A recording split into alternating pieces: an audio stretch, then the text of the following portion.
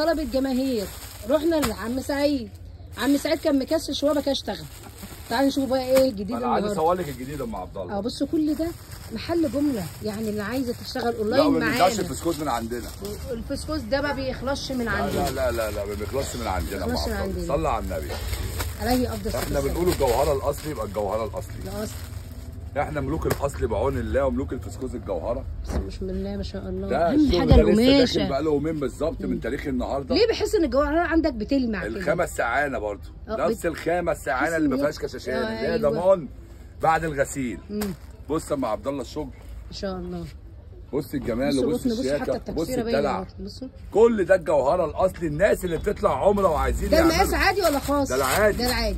الناس اللي بتطلع عمره وعايزين ياخدوا هدايا تعالوا عندنا، ما يفكروش كتير، يجوا على قناه ايام في اسكندريه وانا اعمل معاهم احلى واجب عشان خاطر ام عبد الله ومتابعين ام عبد الله. تمام. ده الشغل الفاخر من الاخر ان بتجيلي ناس خدت مني هدايا ومتابعينك وقالوا لي احنا متابعين ام عبد الله، تعامل معاهم فوق الشوق ام عبد الله. ما شاء الله. بص الجمال. الفراشات دي تحفه. ما هي دي برضه خلي بالهم منها الاحسن بكتير. ماشي. بس كده خلي بالهم من الفراشات الاحسن بكتير. بص الالوان يا ام عبد الله. اللهم بارك. طبعا انا مش عارف اعرض لك كله لان بالصلاه على النبي.